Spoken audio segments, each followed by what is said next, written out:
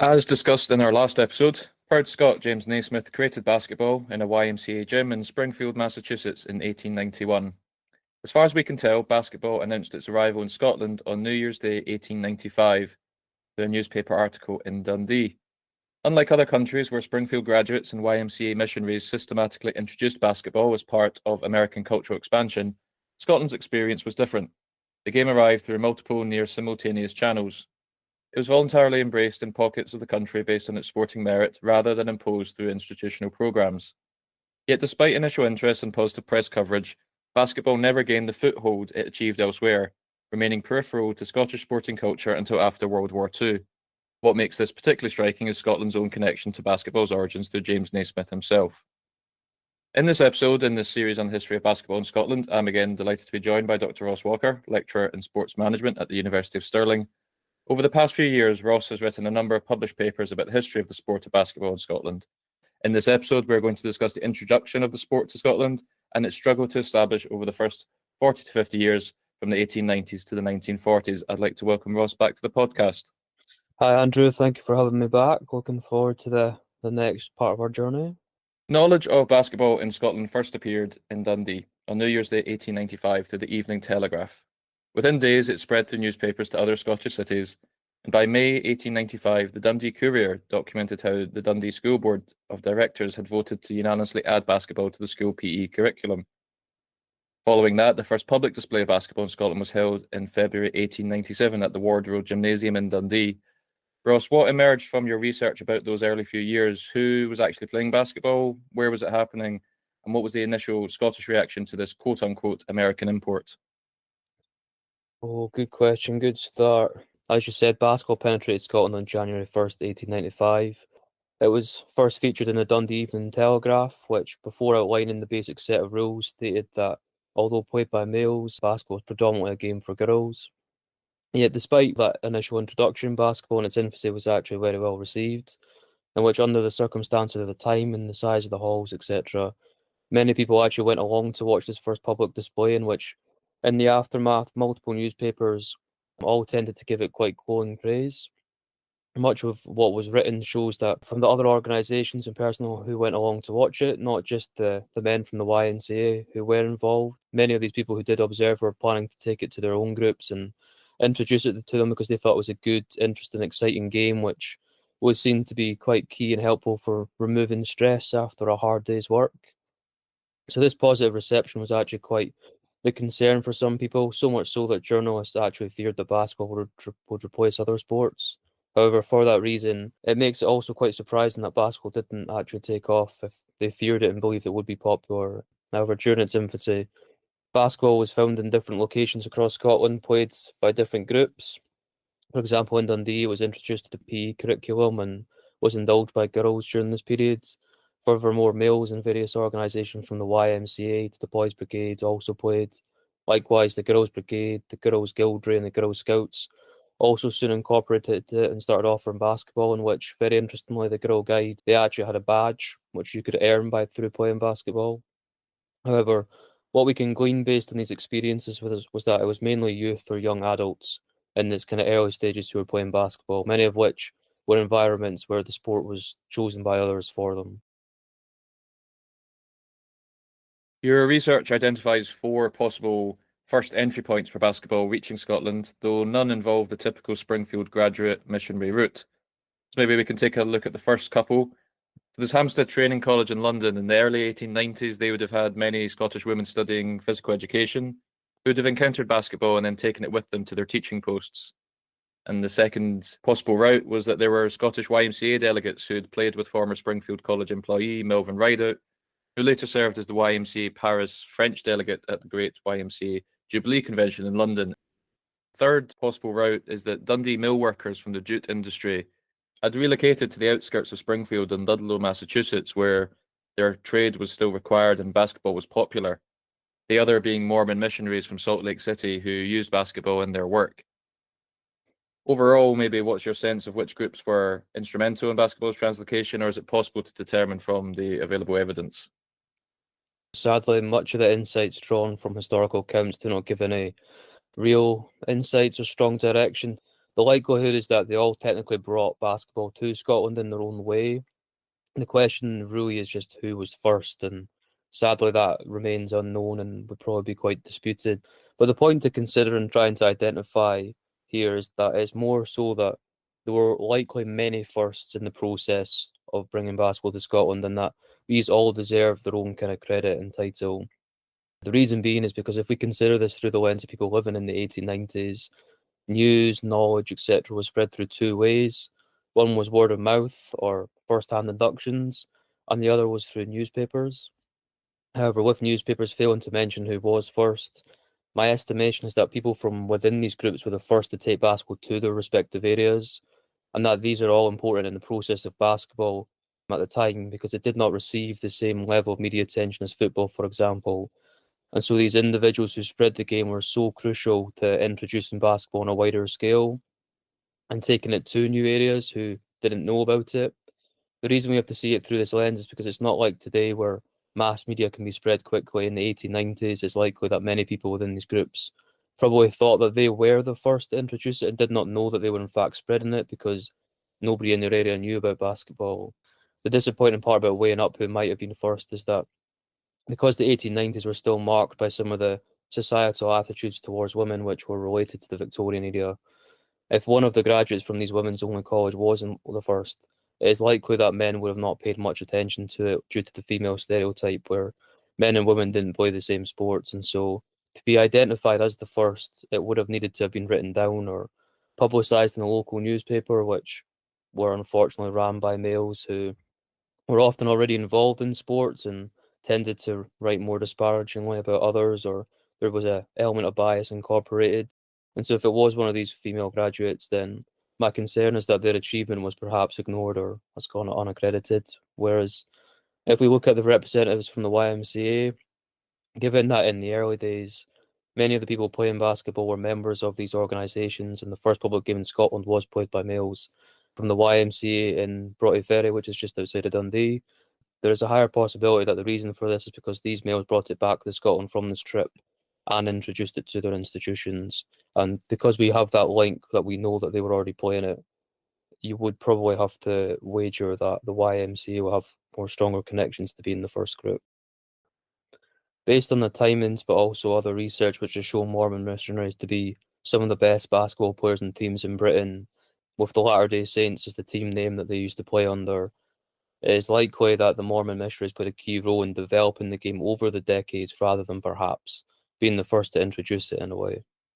Whereas it's highly possible that some of these mill workers did bring basketball to Scotland because some, although not all, of these Scots who went on to work overseas did often come back, they wrote home, and generally they still stayed connected to people from their hometowns and their family members. Likewise, we do know that there was a two-way exchange of information because these Scots were highly respected, as you said, as mill workers, and that this is why they left in the first place. And so them leaving to move to America meant that they then soon became caught up in a part of a larger process of cultural exchange where ideas were shared and spread, not just about working in mills in the industry, but also broader life, broader facets in which part of what they were being introduced to in these mills in America was, welfare benefits, and that's why they were playing sport. So there is a high possibility again that this group were instrumental in helping get basketball off the ground and helping potentially they were the people who maybe informed the first account in the Dundee Evening Telegraph. Let's maybe talk about that very first newspaper article in the Telegraph, titled, maybe unfortunately with time to look back, A New Girls' Game. This title seems to have fundamentally shaped how Scots perceived basketball for decades to come. Even James Naismith himself discovered this during World War One. British forces avoided basketball because of its feminine reputation. How much of basketball's struggle in Scotland can be traced directly back to that initial framing in 1895? It is very unfortunate the person who wrote that article ultimately shaped public perceptions of basketball from the get-go, and that before basketball even really had the chance to prove itself, much of society had really kind of likely made up their mind of their perception and opinion on the game, because the same way that it is now, media is a key means of shaping public opinion in which the newspaper at the time held a real ability, and arguably more so in the 1800s, to shape people's perspectives because this was the main form of mass communication at the time. So sadly, from this point onwards, a lot of men, not all, but many were off-put from playing basketball, as you said. Ultimately, this almost confined basketball to becoming a secondary and peripheral sport in Scotland's sporting landscape because at the time males were the main participants in sport, and as we have established, many were off-put, and thus from day one, basketball had appeal to a very small market whilst also competing with other sports and issues across the sport industry, whether that be lack of facilities or resources, all these other problems. So it really added to the challenge that they faced when the sport arrived. However, with a different introduction, it could have definitely had a different experience. I mean, the reason being is because if we look at other countries where basketball did become popular, there's a common thread where those such as New Zealand, which also introduced it as a more of a feminine sport, had a slow start, whereas others with more progressive societies or even different mindsets and introductions, such as in Germany or the Philippines, basketball in the latter especially, it really blossomed and became kind of very central to their sporting culture. While there are many more factors to consider for this reason, much of it also stems from different countries' cultures, in which no matter what sport arrived in the UK and Scotland at this time, whether that was baseball, which also tried to cement a foothold, they struggled. All sports would really struggle compared to football, and so too did the ones which already existed here before basketball. Our own sports, whether that's rugby, curling, golf, all of them competed to get the same amount of attention, and they couldn't take anything away from football. You spoke of it there.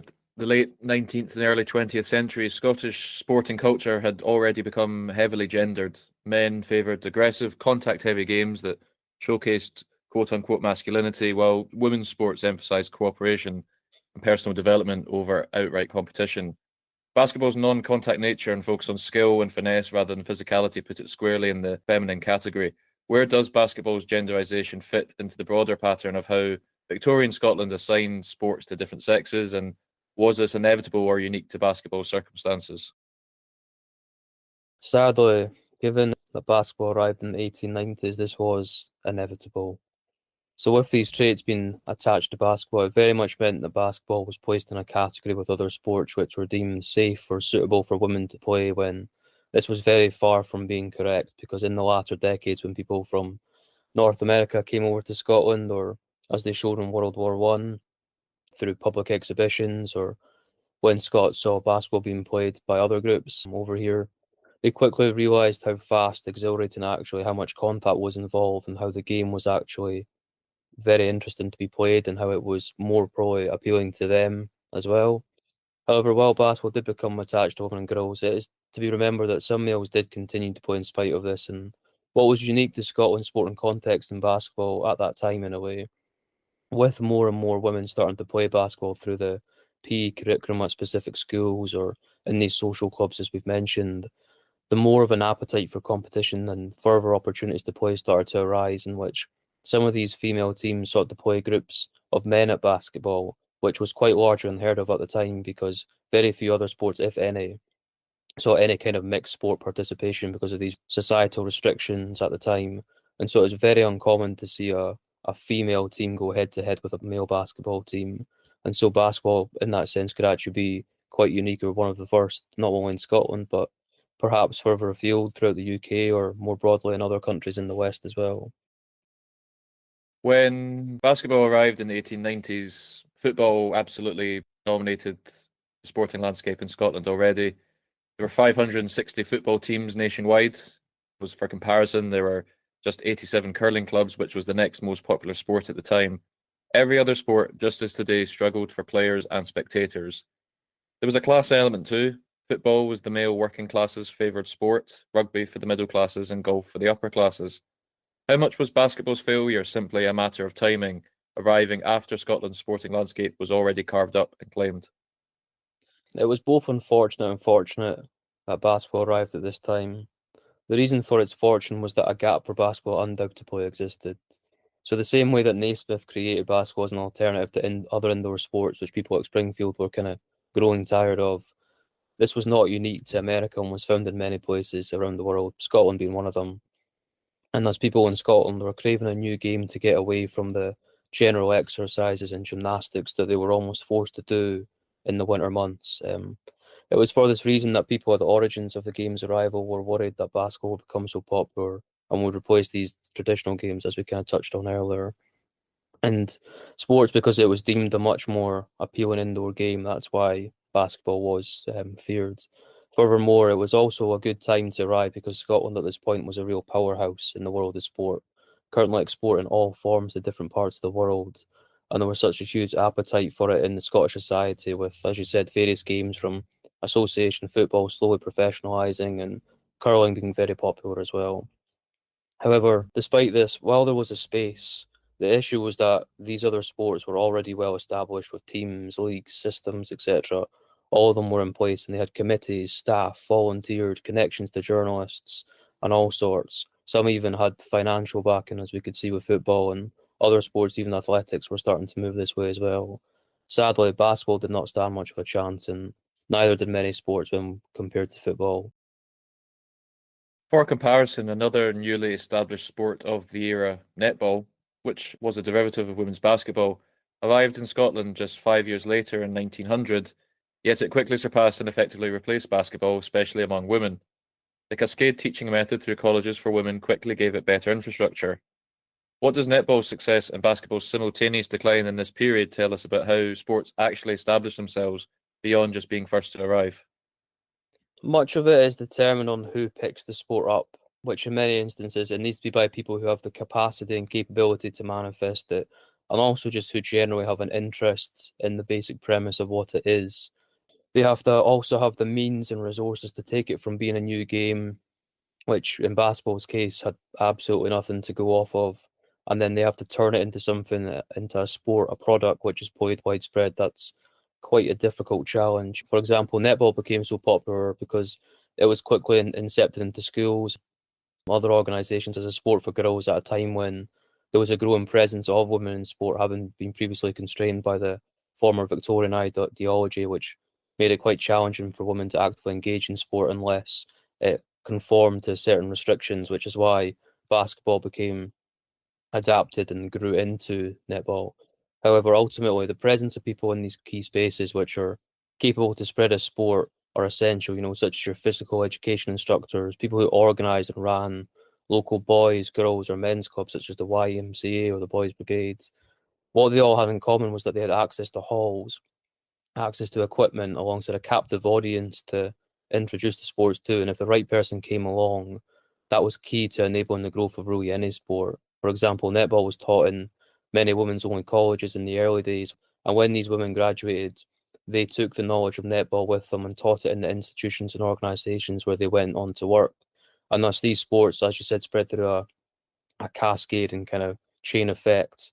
But sadly, basketball had no such luck as the kind of feminine reputation of basketball in the British Isles prevented it from growing more. And what was key for netball compared to basketball was that in the early kind of 1900s, they had experts who came over from America and other places who started doing coaching sessions and running different educational parts about to introduce people to the rules of the game and to spread it, which basketball didn't see any such expert kind of arrive on our soil until World War One at best.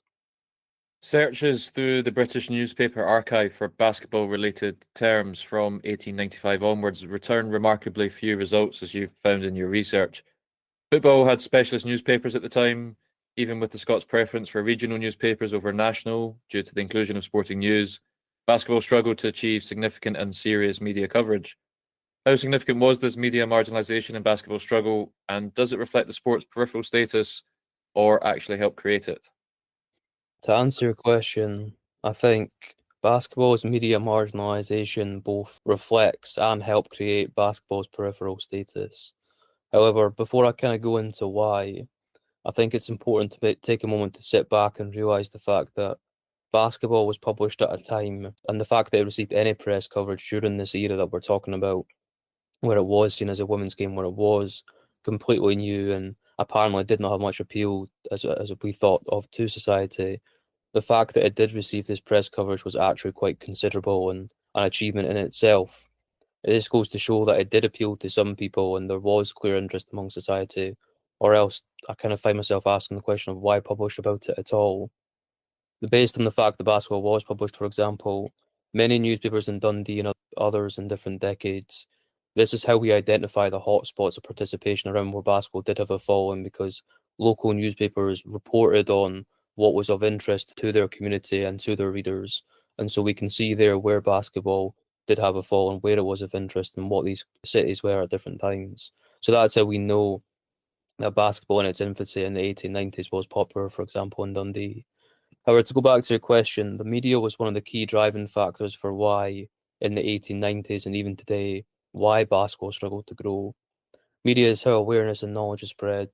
As mentioned before, it shapes our opinions. In this case, it creates your first impression. And if you do not have the backing of newspapers, especially in the 1890s and 1900s, then it's incredibly hard to grow and to raise awareness and get people interested and to spread the rules en masse and use of the game to help legitimize, help control, help ensure consistency. So unfortunately, as I kind of touched on earlier, many of the sports journalists at the time were men who were already involved in other sports as administrators, and they already assumed roles also as players, coaches. They were very much ingrained in the sports, and that found largely to incorporate degrees of bias on the sports they reported on.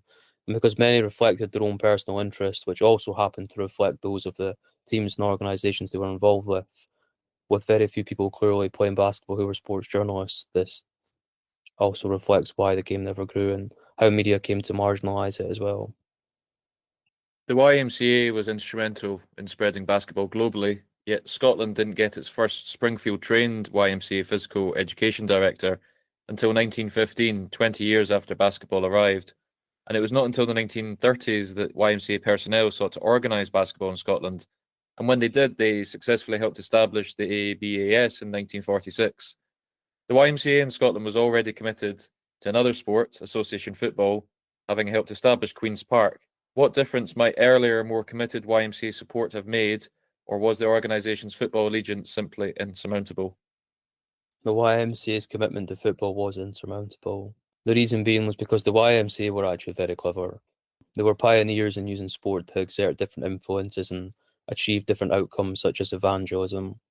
However, they tactfully used different sports based on the local community or national interest. So when we talk about basketball being the game of the missionaries, and this is why we do so, because these YMCA missionaries took the game of basketball to all these different countries and introduced it. However, where basketball took off was often where perhaps sport and culture had not always been fully established yet. And so there was a gap for basketball in these countries.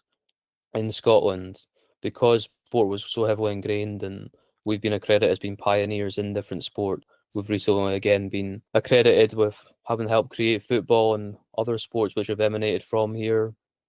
These people purposely selected football from the YMCA because of its mass appeal and its ability to connect with the general public. Because the more people they connect with, the more people that they could then involve with the YMCA and they can achieve their mission's values. So while the YMCA did come to incorporate and fully engage with basketball from the offset, basketball was always secondary to football. It only came more to the forefront when, on one hand, people trained from Springfield or other places in America came to have a presence in Scotland, which, as you said, was much later on after the arrival. But more importantly, this was also at a time when football had really kind of outgrown its connection to the YMCA, because the more and more that football increasingly professionalised, the more in many ways it started to move away from the amateur ethos which Scottish sport was founded upon, and organisations such as the YMCA kind of fully ingrained in its sporting ethos. And so they then turned to basketball because basketball, one, reflected some of these people's knowledge and interests, but two, because it was also a sport which, again, in Scotland, didn't have any kind of professional connections, and so it reflected that kind of ethos that they wanted to put across. You spoke of the lack of facilities earlier on. For context, the first designated basketball court was not constructed in Scotland until 1922 at Jordan Hill College. Scotland didn't have a full-size indoor basketball court until the 1950s, or a purpose-built stadium until the 1970s. Even though basketball was a cheaper alternative to more popular sports, the lack of necessary resources forced early players to use footballs, handcrafted leather balls, borrowed athletic vests, and makeshift hoops in halls designed for other purposes. How much did these material constraints versus the cultural and organisational factors you've spoken about actually determine basketball's fate in Scotland? Ultimately, it was the culture above all else, which was the main nail in the coffin for basketball. The feminine reputation and the establishment of other sports. meant any sport which arrived in Scotland or the British Isles was going to have a significant task on their hands to replace or compete with football. However, the lack of resources, equipment, guidance, and general means to play the game did not help by any means at all. In many cases, this recreational and social nature of basketball, which it became subsequently associated with, was because of its loose rules, lack of organisation and structure, and all that meant that people who did give it a go generally became quite disinterested quite quickly after and went back or tried other sports. So unfortunately, while basketball was a game which did not require much or could easily be adapted, the country and the sporting landscape was never really built for basketball, whereas football, rugby, etc. were all much easier. And if we take golf as an example, you had people such as young or old Tom Morris who were key in developing a lot of main championship courses and establishing those foundations that already existed by the time that basketball arrived. While technically no country was necessarily developed for basketball at the time, Scotland had already developed foundations for a lot of other sports, so why move away to this new sport? Basketball, on the other hand, to play the game, it was such a challenge. Same as today, you have to compete for spaces. Often had to make your own equipment back in the day, such as hoops. You had to source other balls or kit. You had to adapt the rules to fit the space, with many spaces being wider than longer, and a lot of halls were generally constructed for other sports or other purpose that weren't for basketball. And even when the game was played outside, it was still difficult without good weather because, unlike football or rugby, if the ground is wet, you can still play, but it affects the game. For basketball, it'd make it very hard and less enjoyable, and that's what a lot of accounts kind of commented upon. That, for example, the balls that were used during the day would quickly absorb water, and then you're left trying to pass a ball which would be the equivalent of today trying to pass a medicine ball, which it wasn't really feasible. Sadly, while basketball was made for Scotland in many ways through its connections to Naismith, Scotland was not ready for basketball. To summarize, looking across both of the papers that have influenced this podcast, what strikes you most about Scotland's exceptional relationship with basketball, both in helping inspire its creation through James Naismith, and then paradoxically being unable to embrace it for half a century? I think what it really shows is a stark insight into what life was like for people living in the late 1800s and the first half of the 20th century. Because while there are strong links between Scotland and basketball, this narrative kind of highlights the difficulty of establishing a new sport in any new country. However, that's not to say that basketball failed by any means, not at all. While it didn't amass the following of football, the key point here is that it still survived and never at any point died. It was actually quite the opposite. If anything, it sustained continual growth. The issue was just that it was very, very slow growth. But that's still a key point to remember because other sports such as baseball did come to the UK at the same time and they were rejected completely, yet basketball survived and has since remained today, and it still holds a foothold. So another part that I think is really interesting as well is that Scotland is not just connected to basketball through Naismith and its influence on the game, but it's also connected through a range of narratives and people. There's two key people in particular that offer really interesting insight. One was a guy called Mark Ritchie, who was from Leith. He joined the secretarial department team at Springfield College, and he enjoyed the team as a right centre, and he featured in one of the very first games of the first ever basketball leagues worldwide, which was held and launched in Springfield in December in 1892, which is quite a significant feat and part of history, and there's a Scottish person to that. There's also another person called Thomas Clarkson, who was from Coatbridge in North Lanarkshire. He also enrolled at Springfield in 1891, so he was present at the time the basketball was created there, and he also played basketball within the physical department there, which Naismith taught in. So he was potentially and probably taught directly by Naismith, which is quite a interesting thought. So overall, what I would say is what's most striking is that there's a very rich story and connection between basketball and Scotland, and it's something that we just don't generally know enough about. Ross, thank you for your time. Thank you, Andrew. Appreciate you having me on again.